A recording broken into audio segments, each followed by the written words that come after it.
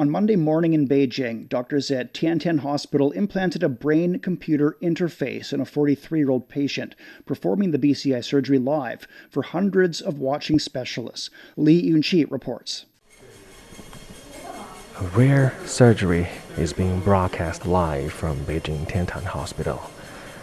The patient is paralyzed from the neck down, and the surgical team is implanting an extremely tiny electrode about the size of a coin into the patient's brain. That job requires ultimate focus from Surgeon Yang Yi, and that's why I'm whispering through a mask, standing about 2 meters away from her.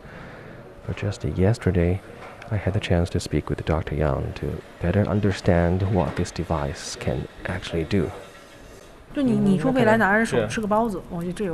Eating a bun with his own hand? Possible. Drinking water too. He may be able to lift his arm, but gripping? Probably not. Swiping on the phone someday? That, I think, is achievable. Like many BCI systems, Beinow number 1 bypasses damaged nerves, directly linking the brain to external devices. And this patient was not the first one to receive such an implant. But what makes today's procedure different was who's watching. Elsewhere in the hospital, over 200 neurologists observed the surgery in real time, carefully taking notes. They were in Beijing for a BCI symposium held over the weekend. They can do all kinds of things, but after 30 years that has not yet happened. Dr. Gerwin Schock is a pioneering neuroscientist, best known for developing BCI 2000, one of the world's most widely used BCI software platforms. In his presentation, Dr. Schock kept emphasizing the urgency for the industry to move beyond flashy technology to practical, usable, and commercially viable solutions. But if we only have the sports car and we don't have the normal products that actually make money and are useful, we have a problem. And I think we have that problem right now. Around the world, only about 100 people have received such implants so far.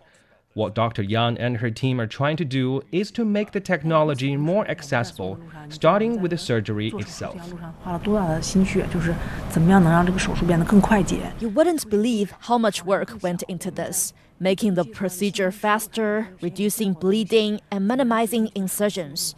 When we first got this technology, it was new to everyone, so we kept learning, kept improving. Every surgery is a little better than the last. Standardizing the procedure is also part of a broader national push. Dr. Zhao Jizong, a leading figure in China's BCI field, outlined the country's goals for the next 5 years. Beyond Beinow number 1 and number 2, we're aiming for something bigger by 2030. China's own clinical guidelines and technical standards for BCI, a China solution to make the technology safer for the world.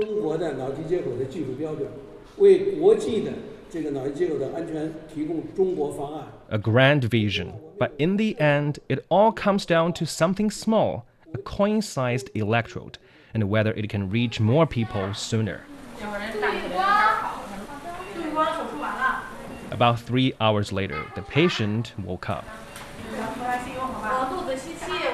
While the team prepared to transfer him to the ICU, the surgeon was already responding to messages and returning missed calls.